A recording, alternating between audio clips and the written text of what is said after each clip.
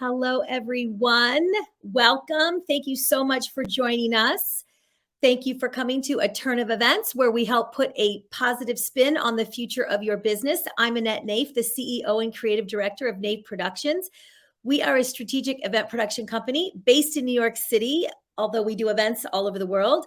We specialize in corporate, social, nonprofit, and weddings, which is pretty much everything. We have been doing so many events, which is why I haven't really been on the last few months. And then we had a little bit of a storm that came in, and one of my speakers, a tree fell on their house. So it was one of those things. And then my dad was sick. So here we are. I'm really excited to be here.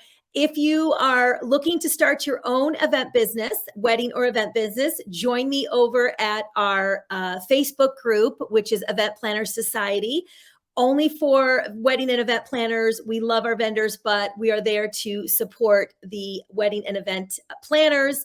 And I'm going to be doing a live workshop coming up soon. We have in 2 weeks my last event for the year, which I'm really excited about because I need a break. It's been back to back, but I am going to be doing a free workshop. I know that a lot of people in that group are looking to learn some things, how to price themselves, how to talk to clients, marketing, how to get clients, all kinds of great stuff. So join us over there. And if you are looking to do a live, virtual, or hybrid event, please reach out. We do actually have a virtual event tonight. So we're still doing virtual. Most people are doing live. What's happening is that a lot of our clients are wanting everyone to be vaccinated. So that's a whole nother ball game. It's very difficult because some of our vendors aren't vaccinated. And so it's a lot of work. So we talk a lot about that a lot in our Facebook group. So join me over there, Event Planner Society. And my next guest, which is really, really great, we're going to talk about automating your business. It's a lot easier than you think, which is really important because running a business is super duper hard. It's just as hard as doing events and anything that you're going to do. So Rich Schnitzel, which I love his last name. He owns and operates a done-for-you automation company helping six-figure entrepreneurs build the automation they need to scale their business to 7 figures and beyond. He teaches entrepreneurs how to level up their business through the power of technology using Authenticious, and I practice that word so I would get it right, automation, a framework for capitalizing on all the benefits of automation without the negative. So we are excited. Rich, let me get to this. Hold on one second. There we go. How are you? I am doing well. Thanks for having me on. Thank you so much. It's been so long since I've done that intro. So like, wait, what do I say? I forget. It's been so long. So I'm excited to do this again. Thank you for being here. You're very welcome. Yeah. Where are you located? I'm located in Connecticut, so not quite far from you. All right. So we're close. I'm actually in Toms River right now. Half of my time I'm in Toms River and half the time I'm in the city. So yes, Connecticut's great. I love Connecticut. Okay, great. So let's get started. Let's jump right in. So how do you simplify your business to 5 steps? So this came out of a realization for me that I was trying to think about how I can help people get rid of the clutter in their business. That a lot of times we sit down and we start thinking about things, and very quickly we get veered off in all these different directions. And thinking about the way that, because I talk to so many businesses all the time, what are the commonalities between them? And so I came up with 5 different things that we all do, regardless of whether you're a service provider, whether you have a physical product, whatever it is. Right. You go through 5 things. So those are: you get in a lead, you make a sale to that lead, you onboard them, right? Both onboarding them into your user experience and onboarding them into your company so your employees can do what they need to do. Right. And then you deliver the product, whatever it is you're selling, you give that to them. Right. And then you offboard them, right? You give them an opportunity to buy from you again. You help them understand how they can stay connected with you, whatever that looks like for you. But at the best 30,000 foot view, you can boil a business down to those steps every time. And then you can start layering in the magic of what it is that makes you you and what makes your business so unique and special to the right client for you. Right. It's funny because I run an event business, as you know, and systems are gigantic in my business. If I don't have systems, I can't run 10, 15, 20 events a year. So, but you should have the systems in place for the business as well, which is tricky because there's so many things and you're at different stages all the time. So, it's just kind of a tricky thing. So, do you have like a system in place? Like, I know, what does it look like? What does good automation look like? Yeah, so good automation should always solve two problems. One, it should make something quicker, right? Which I think is where most people start with when automation. When we think about automation, we're always Yeah, thinking about like, oh, this can get done faster. This can be done a little bit better. It's going to take me, right. a minute to do this instead of 10, or I'm not even going to have to worry about this. This is just going to get done automatically. Yeah, But the second piece, which is for me the more important piece, is it should also improve the efficacy of what we're automating. A lot of times we just think about wanting to do it quicker, getting it done faster. But if adding automation to something is a negative, then it's not good automation. A common issue would be phone trees and getting stuck in the like press one for this, press two I for this. can't Well, stand none of those work. Press zero. Oh, like Yeah, back to the beginning. Right? That's bad automation. Yes, it yeah, makes things yeah, faster for the company, right? It's much easier for right, the company to deal with that, but their efficacy isn't going up with that process. right. So for me, when I'm thinking about automation and talking with somebody and figuring out what we're supposed to be building for them, I always have those two thoughts in the back of my mind. Are we making this quicker? But more importantly, are we making this better? Yeah, And that is the challenging part of this because it is going to be unique for you and your business. yeah, Right? You're going to have to make your own personal decision that if I tell you, yes, we can automate these 6 steps and this is going to be the outcome, you need a framework and an understanding of your business and the operations, which is why those 5 steps are so important, that you can tell yourself, yes, okay, this is going to improve the efficacy, and trust that. A lot of times we it's a black box to us. It's like, "Yeah, okay, it's possible, but I'm just kind of having blind faith here." right. So trying to put that litmus test to it so that you can really go in with your eyes open and trust your instincts, right? Yeah. Trust your decisions around building automation, which is sometimes a problem. Yeah, yeah. So we created a list. So we have a list like when you speak to the client, what do you do after the next Mhm. step until they're on? And then once I usually do all the contracts and hand it over to the event manager, and then they take it on and go from there. And then there's a list from there as well. So I've been doing this for so long now. I don't need a list, but in the beginning, when you're starting your business, because I'm 12 years in, at the beginning, I wasn't sure what the process was, right? And what do you do each day, and what the billing, all that, all the stuff that goes into running the business, and trying to calendar out stuff that I do, which is the only way I can do it. And a lot of times it doesn't work because I have like clients want to be speaking, when you have events coming up, I have to move things all the time and I have to speak to clients. So we just try to, but everything goes in my calendar. I don't care what it is. It all goes in my calendar and I make a list of everything because it's really, really Yeah, important. So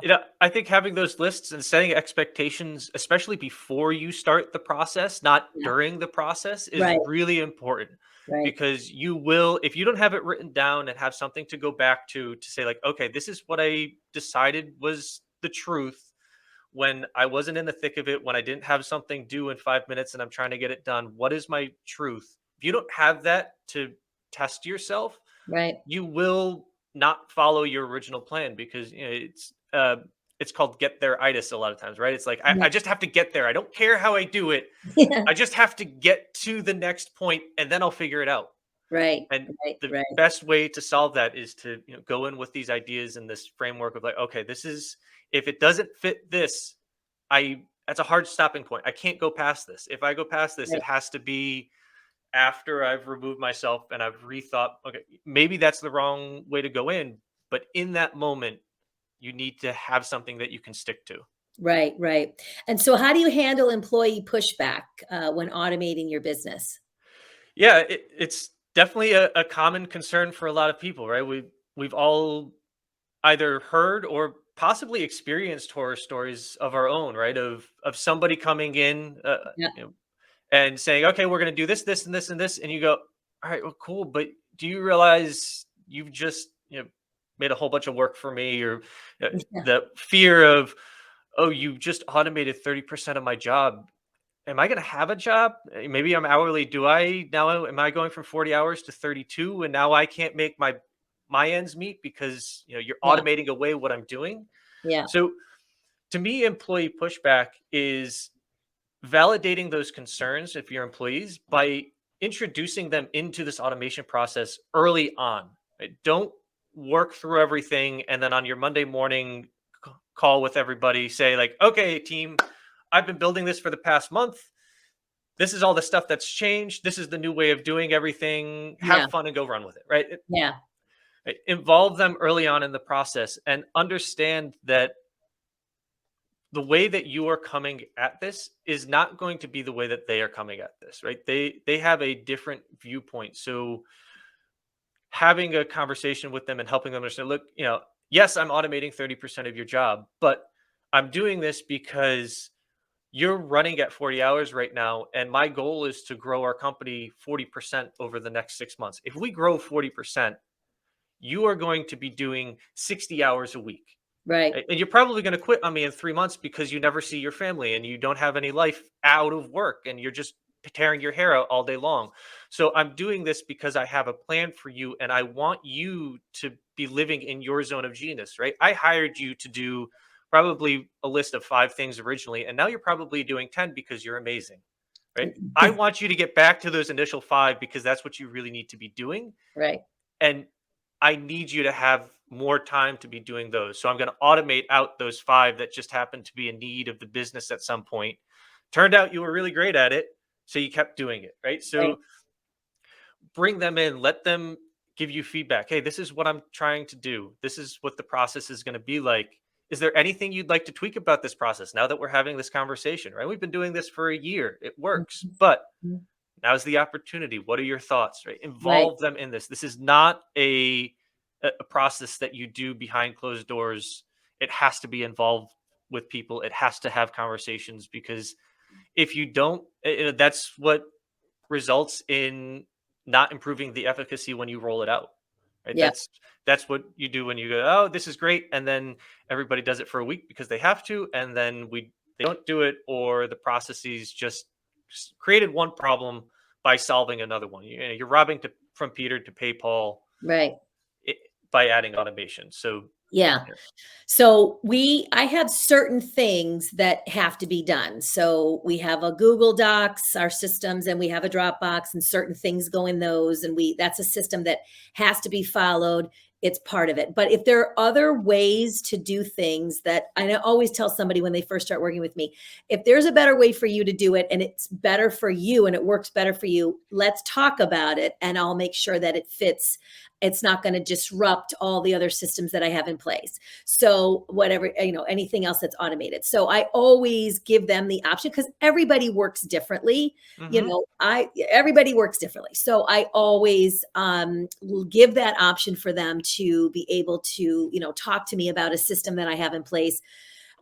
My system in place for so long now that it seems to be, everybody's kind of following it, and a lot of times they're learning, so they'll follow the system before they know it, they get it. So I think at the beginning of an automated system, you are a little reluctant because you're not sure, you don't know the rhythm of the system. So eventually, just like anything, we get familiar with things and it works out. So but I always allow my team to tell me if it's, if there's a better way to do it. Like a lot of times, because we are a virtual company, which is, always been that way even before COVID.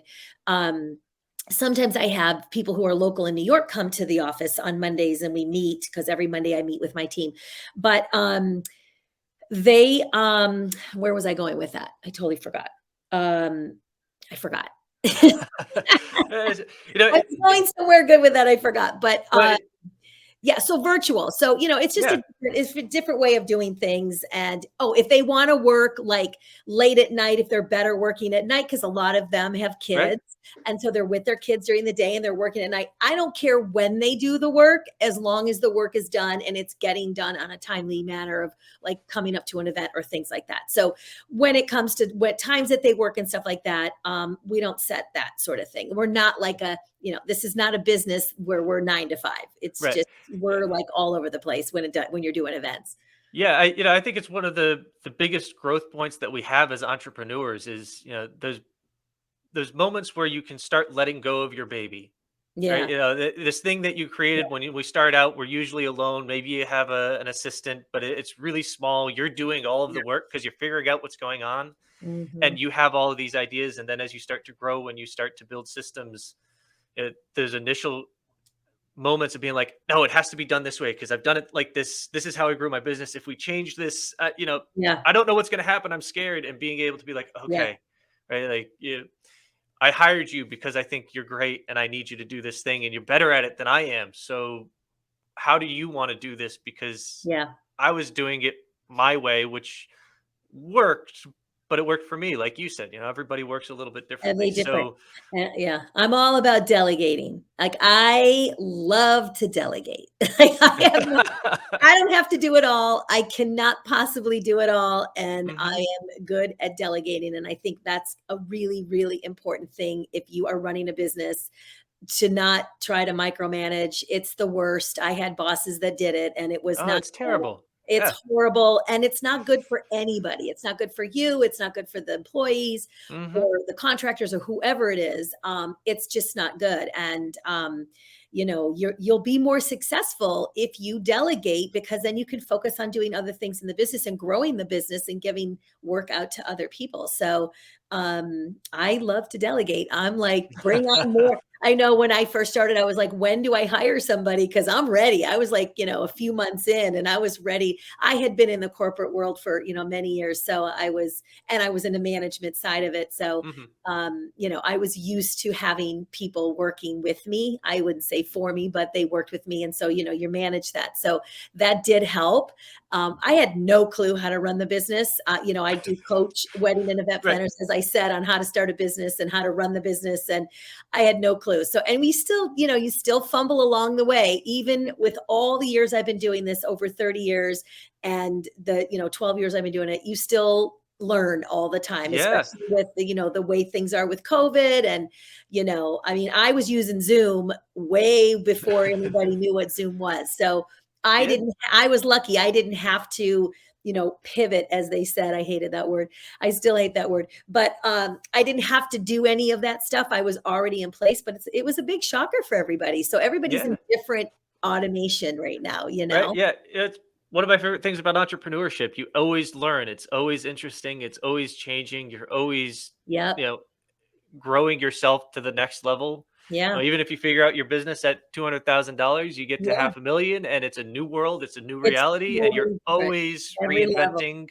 Yeah. It's amazing. If you've got Yep. that need, there's no other place to get that fix, Yeah. right? Well, it's true with events too. If you didn't get into virtual when it happened, like, hmm I know I have unfortunately many colleagues who didn't make it because they just figured I'm gonna do Right. live events and that's all I do. Now hmm listen, virtual events aren't that fun. You can make money, but it's not like I'm a live event producer. It's not anything like that. It's totally different, but you're still making a difference. We do a lot of hmm fundraising events and a lot of our fundraisers did do virtual events last year or, the year before. We're getting so far into this COVID thing now. It's been a couple of years almost, but we did it. And thank God I figured it out. I hmm talked to my AV team and we had a plan and we just started, coaching people on how to take their live to a virtual, which we still do. And but it's definitely a different world. So if you didn't, you've got to be able to shift your business with what's happening right around you. If something, Yeah. otherwise, it could close down, just like many of my event planning colleagues did, which I'm so sad about. But so what does a business owner need to know if they are thinking about automating their business? Yeah, so I'd say a couple things. One, if this is your first time starting to automate your business, it's gonna feel a little bit like trying to ride up a bike up a hill when you start. Right? It's not something that comes naturally to a lot of us. It's a little bit different way of thinking, and it's a different way of interacting with your business. So remember, it's going to be exactly like those shift points that you've already experienced in your business. It sounds amazing. It is amazing, but it's not something where you can decide on Monday that, hey, I'm going to automate my business, and by Friday everything's smooth, it's working amazing, right? So understand going in that this is not a silver bullet. It Yeah, works, but it takes time to get it right, and you need to go through the process to do it.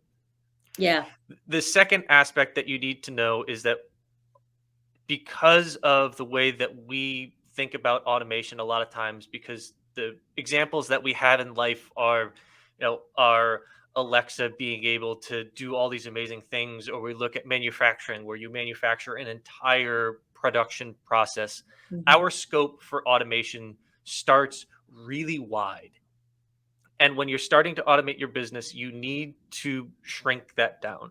And mhm, so you need to look at your business, and the first thing you do is you create goalposts for what you're trying to work on, right? What is the thing that's happening in my business that's necessitating a whole bunch of stuff to happen that creates some outcome, right, right? And then make that as simple as, I have a lead submit a form, and I need to add them to my email marketing automation so they get whatever the form said they'd get. And I need to add them to my CRM so that my sales team can follow up with them in 3 days and, yeah, continue the sales process, right? It's Think of it like a Lego, right? If I could build an Eiffel Tower at 1/32nd scale with Legos, right, but I build those with 30,000 blocks of Legos. So you're taking one piece of the puzzle and connecting it, and connecting the next one and the next one and the next one. And we right, do that by setting those goalposts so that we don't wander, right? Because we feel like kids in candy stores when we start to talk about the possibilities of our business. We get excited. We go like, "Oh, if I could do this, that would be really cool." And then if that happened, I could do this. And then if that, right? And then all of a sudden, we're turned around 180 degrees because we followed all these cool ideas that we want. So set your goalposts so that you can go, okay, is this relevant to this process that I'm trying to automate? Yes or no?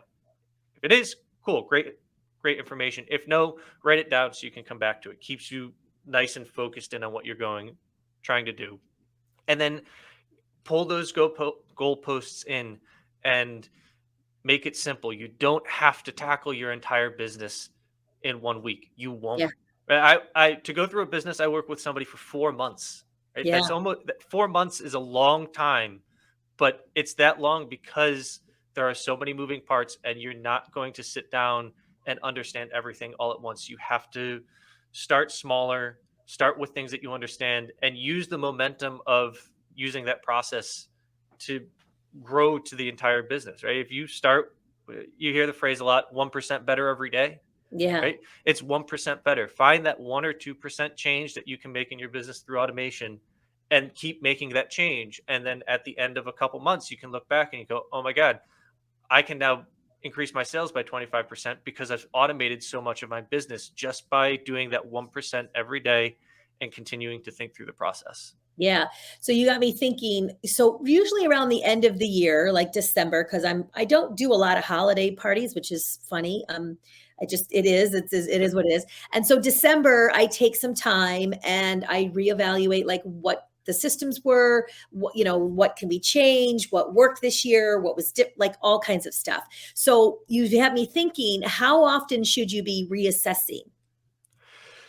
It depends a little bit on the business, but I recommend about 6 months. You can go a little bit shorter if you've got a lot of change going on in your business. Maybe that needs to be more around 4 months. If you're Hmm. really stable, you're not in big growth mode, you're really happy with where your business is, maybe that can move out to 9 months. Yeah, But the average is about 6 months where you should be going back, and you should be taking a couple days and reviewing your processes yeah, and saying like, okay, did I learn everything? Is something new? It's the natural evolution that we don't know what we don't know. So right. you're going to figure something out for your knowledge of today, and that's the best you can do. And in 6 months, it's a responsibility of you as the business owner to go back and go, okay, this is what I thought I was going to be doing 6 months ago. What's false now? What has Right. changed? What have I learned that I made this decision back then? Maybe it worked, but can I now make a different decision because I've learned a bunch of information about operating in this way? Right. Right. Right. So how did you get into automating businesses? So I got into it. I think, like most people, not automating businesses. Right? My business does not start out doing what I do Right. now. Yeah. I started doing Facebook Messenger bots about 3 years ago. Facebook Messenger bots had just kind of become a thing, and so I'm an engineer, mechanical engineer background, and I've been the IT person for my family for as long as I can remember. I do everybody's computer stuff. So I saw Facebook Messenger bots, and I just thought the tech was really cool. It was a new way of Explain looking at communication. for those who don't know, explain what that is. Facebook Messenger bots. Yeah. So we're all aware that a lot of times you can message people on Facebook. Well, a messenger bot was Facebook opening up Messenger to companies, and kind of like a phone tree, but like the next evolution of that, allowing you to send a message to somebody's Facebook page, their company, and a bot would say back and say, "Hey, thanks for getting in contact with us. What are you looking to do? Do you want to have a call with somebody? Do you want to book an appointment, or do you have a quick question?" And Right. you click a button, and you could take somebody through a life cycle. I Mhm. remember seeing one that allowed you to book a plane ticket over Facebook Messenger by putting in the city and the time that you wanted to, and it would Wow. spit back options. Right? So Great. really cool possibilities of what you could build out of that. And Yeah. my engineering and tech mind got really excited about it. I was like, oh, that's really cool. I I've always hated the way that phone trees worked, and this is kind of an interesting application of it. So I was looking for something to start my business with, and I was excited about it. So I said, okay, I'm going to start doing this. Realized very quickly that a key component of doing Facebook Messenger bots is writing copy, which as an engineer, I do very poorly. Uh, what I write, it ends up like a lab report, right? There's bullet points. It's very clear and concise, but Yeah. it doesn't really have the emotion and the connection that you want. It was not a skill set that I had learned through my career. I didn't need to. But what I was really good at was building that back end to have those sequences work and have really cool effects of, pulling in information from someplace Mhm. else. Mhm. And I would, have conversations with other people in the space, and they go like, "Oh, wow, that's really cool. How'd you made that work? How'd you do that?" And I'd be able to say, "Well, I did this and I did this." And they go, "Okay, cool. I get that. That's awesome. I can't do that. Will you build that for me?" Yeah, I go, good. "Yeah, okay, cool. Awesome. I don't have to write copy, which is what I hate doing. I can't do that. You write all the copy, and I'll just Yeah. set up the bot for you and create the sequences." And then that conversation grew into other parts of the business, because the natural evolution of that conversation would be like, "Hey, you did a really good job on this. I have this other thing that I'm doing. Do you think we could do something similar over here?" And through having those conversations and having a, a need to, after every project, take a step back and go, okay, what did I enjoy? What did I not enjoy? What was I Yeah. good at? What did I get done? But I really skated through, like I Googled a bunch of stuff on that and I figured out how to do it. But I don't want to do that again, because 'Cause that's you're not an really engineer. what I need to do. Exactly. Right. I ended up in this space of having conversations with people about the operations of their business and the workflow that they're taking either a client through or their employees through, and how we could meld that workflow with technology in a way that made a lot of sense to them. Mhm. I got to build puzzles in my head, which I'm really good at, seeing that 3D model of how everything is connected for a business inside my head, Right. and then having the ability to communicate with them in a way that they could understand as a non-tech person, as a business owner, making relationships like, the Lego block example, like finding Right. things in common world that everybody understands, that I say, okay, what you feel here is exactly what's happening in the tech background. So think of it like that. Yeah. And they could go, oh yeah, okay, I get it, and move on. So it was kind of going through that journey. Yeah, that sometimes that happens. It's just like, I never planned on coaching people. Like, I know Right. when I first started my business, I could not find somebody to help me I didn't know, I knew how to do events. I've been doing events for 20 years at that point, but I didn't know how to run a business. So I didn't know how to price myself. I didn't know how to talk to a client. I didn't know what my form should look like. What should my contracts be? Like, I knew nothing of that. And I was having a really hard time getting people to help me. I guess they felt threatened, but it's silly because unless you walk in someone's shoes 24/7, it's impossible. So I always knew that at some point, someday I'd probably help somebody, but it just evolved. Somebody asked me, like, I don't know, 6, 7 years ago, can you help me? I'm starting my business. And then I just started creating coaching programs. And then I just started coaching people. So I never said, okay, I'm going to have a coaching. Now I have over 1,500 people in my Facebook group, and they're all looking to start a business. So, I have a little bit of thing going on there. I haven't really had enough time to kind of focus it because I've been so busy with events. But I'm getting back in December. I'm excited to get back in there and kind of do that piece because I love to teach. So you just never know. Yeah. So if somebody is thinking of, I know, like, specifically, and I want to get into later a little bit of here, who's your ideal client. I want to talk about that. But if they're just starting their business, what's just a simple way to get this started? How should they just get started on this? Yeah, so if you're just starting out, I'd say automate the things that you can talk through in your sleep, right? Right. So if you're just starting out, you should not build automation on day one, because on day two, you're going to be doing it differently and it's going to be wasted effort. Yeah, But exactly. in 3 months, I can guarantee that there are going to be a couple things that if somebody called you up and said, "Hey, this broke, what do I do?" You could rattle off to them, "Oh, you do this, this, this, this, this, this, this, Right. and this," right? Right. You're and that at that point, your process is stable. You've figured out a way to operate your business.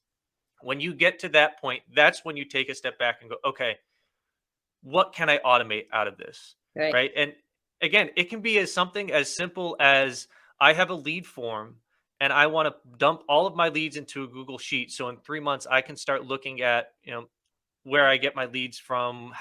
How many leads do I get a week? How many leads do I Right. get a month? Right? Start building out that data. It doesn't have to be complicated. It doesn't have to be a big sequence of events. Just start recognizing those moments where you go, I've been doing this the same way for the last 3 months, and Right. it's wasting 30 minutes of my day all day long.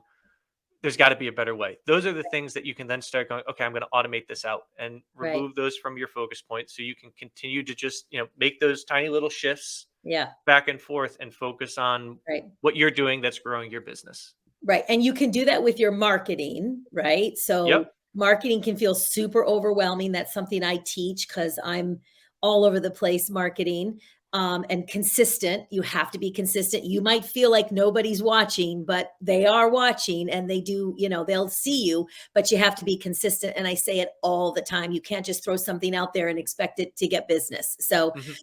I do it constantly. So you can put systems in place or automate your marketing system. And then, like, what happens when when somebody calls you, a client, I'm speaking to event people at this point, because that's my world. But when they call you and want to talk to you, what happens after that call, right? When you're on the Yep. call, and then what do you do after the call, and the proposals, and then Right. all that system in place. And look, I don't think I don't think I did an automated system, like we wrote it out, until a few years into my business, because I was still trying to figure it out. It takes time to figure it all out. So yeah, I think it just takes time. But Yeah. why is hiring a new employee a good analogy for automating your business? Because your mental process is shockingly similar to hiring a new employee as when you're thinking about automation. Right? So Hmm. when you hire a new employee, you have a set number of tasks that you think that you're going to want them to do. You're going to go out and you're going to find somebody who can perform those tasks. And then when you bring them into your company, you're not going to just dump them on their desk and say, "Okay, get to work, have fun." Right? There's going to be a little bit of training. There's going to be onboarding. You're going to get them familiar with the other systems. You're going to get them familiar with the other people that they may be interacting with. Right? You're going to take them through this process to make the most out of that new employee. Hmm. And automation, you should be thinking about the same way, right? I want to automate these 4 or 5 different things. Same thing of Right. what you're trying to hire somebody for. Okay, these 4 or 5 things, I'm using Asana, I'm using Pipedrive, and I'm using Active Campaign. are those the best programs to complete those 5 things? Maybe I need to, swap out Asana for Trello, or maybe I need to add in a fifth program, right? What Yeah. are the pieces that I need to pull in to complete those 5 steps? And then this gets back to talking about getting employees comfortable with the automation. You're not going to just build this thing, not think about it, and plop it on the desk and turn it on and go, okay, run with it. Because all you're going to do is get errors, and you're going to create one problem from another. You're Right. going to go through a process of, okay, this is how it's working. We're going to test this. We're going to involve the people who it's going to affect. We're going to get their input. Once we get their input, we're going to build it. We're going to validate that everything works. And then once they're trained, right? Once the automation is trained in that analogy, then we're going to flip it on, and then we're going to let it run, and we're not going to have to give it as much attention as we do at the very beginning. Right.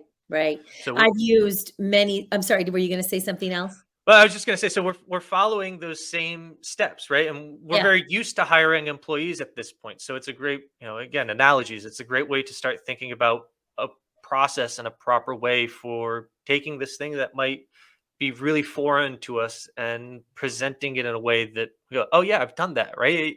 We've Yeah. hired an employee. That makes sense. All right, just treat it like an employee. You'll be fine. Yeah. And that's why I also like to have anybody coming in if they have, I've seen the process for years, right? I've Hmm. been in it. And if there's a better way to do it or an easier way to do it, I'm open to learning what that is. If that's something that, because, everybody has different ways of doing stuff. And so we think, oh, that's a good idea. I can take that. So I'm always open to, what they have to say, and bringing new systems in, or processes in. So, how do I know if something can be automated? Yeah, so it's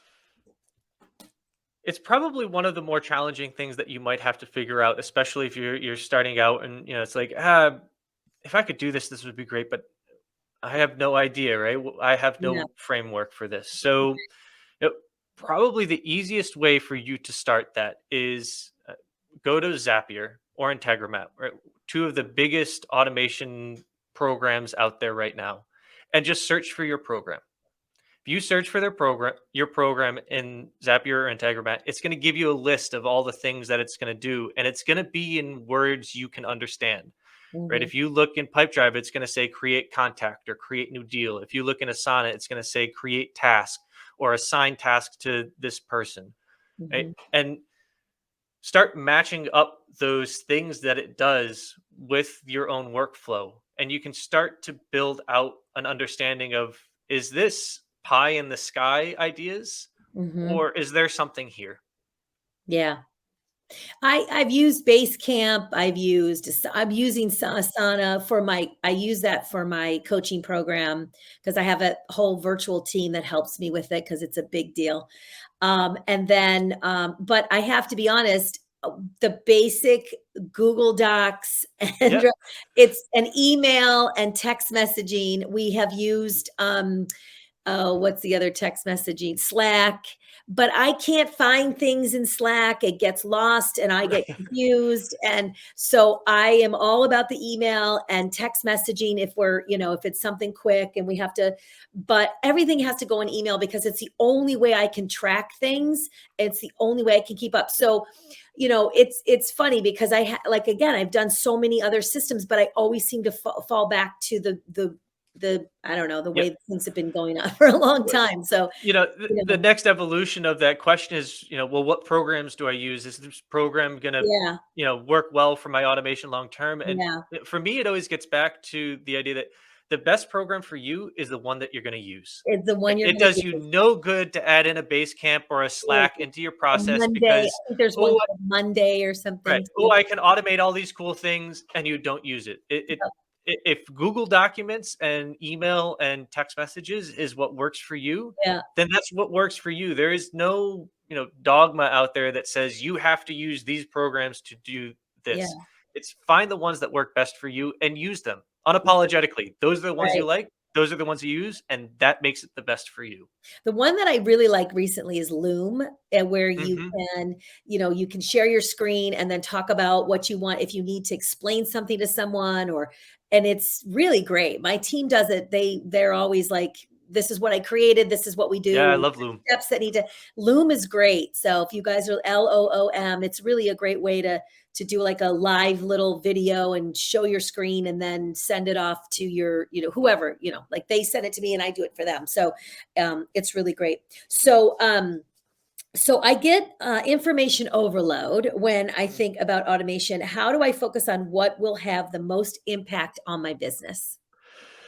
Yeah, this gets back a little bit to the goalposts that I was talking about and Yeah. those pain points. So if you're swimming in ideas, if you're swimming in like, oh my God, I got so much going on, go back to those principles of looking for 1% change, setting your goalposts, and focus on the pain points that are front of mind. Mhm. Because part of the problem of when we're in that space is if if you're trying to think about all this stuff and I asked you what your name was, there's a high likelihood that you might have to go, hold on one second. I got to finish this thought and I'll answer you. Right? You literally have no brain capacity left Yeah. to pull in anything else because you're trying to do so much, Right. which means one of those things that you're trying to think of is taking up the bulk of your resources, right? There is something that's going on that is overloading everything else. Yeah. And that's going to be the first thing, if you always play the game, if I say a word, say the first thing that comes to your mind, right? Like if you could not do one thing, what's the first thing that comes to your mind? And then work on that first. Yeah. Right? If you're overloaded, you have to start to remove some of those influences. Think about it like if you're filling up a bathtub with a bunch of water and I pull the drain plug on you, but there's so much water coming into the bathtub and the drain plug can't get enough out, your Right. bathtub's still going to fill up, right? If I'm taking out a gallon of water out of the drain, but I'm dumping in 5-gallon pails Right. into it, bathtub is still getting filled up. Yeah. So find those things that can make it so that you're only putting a gallon of water into your bathtub again. At least you can start to chip away at that. Don't. Yeah. Yeah. I mean, if you're feeling overwhelmed, you definitely need to figure out like how not to feel overwhelmed and take it off your plate. If you're trying to think about too many things, I say this all the time. If you don't write it down or get it out of your brain, you're going to feel overwhelmed. So Mhm. having those systems in place or that automated system in place is super important. I can't stress that enough. So this is such great information. So tell me who your ideal client is. Yeah. So my ideal client is about mid six figures, which means that you have some processes in place. You've found a business that works for you, and I find that at that point you're starting to approach that level where just human hours and human input is starting to not be enough, right? If Yeah. you haven't automated already, you really are starting to think about, oh, I need to really automate a bunch of my business because if I don't, my only option is to grow my team by 30%. And Right. that's not what I'm interested in. Right. So you're at that point where you need to add to your toolkit and automation is a great tool to add. Yeah, for sure. And you must be, if you're at that point and you haven't automated, you must be so overwhelmed Right. because Yeah. I mean, that's horrible. That's stressful. So Yeah, you're so, coming and saving the day for sure. yeah, so I'm looking for people who are at that point and are willing to, looking for that next toolkit and are looking for somebody to learn with, somebody who can, give them a new way to use what's available to them. I Yeah. tell people a lot, you can build a house with a hammer and you can also tear it down. And I Yeah. think a lot of times when we think about automation, the possibility of tearing down our business that we've just finally got to this point and we're trying to get to the next level and we look at it and go, oh, this could be destruction waiting to happen is really Yeah. scary. Yeah, for sure. If you're looking to use the hammer the right way, that I want to be talking with you and helping you Yeah. And learn so what the tool is it is. any industry or what's your sweet spot with your industries? My sweet spot is service-based industries. Okay. All right, great. Yeah. That's awesome. And so how do we find you? So you can find me on LinkedIn at Richard Schnitzel Jr. A great way to get in contact with me. You can send me a direct message there. And Okay. my website is also richardschnitzel.com. Okay. Great. I still love your last name. It's awesome. It makes me Thank you. hungry. It makes me want to eat. So thank you so much. This has been such great information. And thank you guys all for joining us. I'm so happy that you're here. And we'll be back soon. We're in the middle of a couple more weeks. I have a wedding and a dental festival coming up. If you're in the dental industry, follow me, and you should come and join us in Florida, because it's going to be a really, really amazing event. So thank you so much, Rich. I really appreciate it. And I'll see you guys soon. Okay. Thanks for having me. Take care. All right.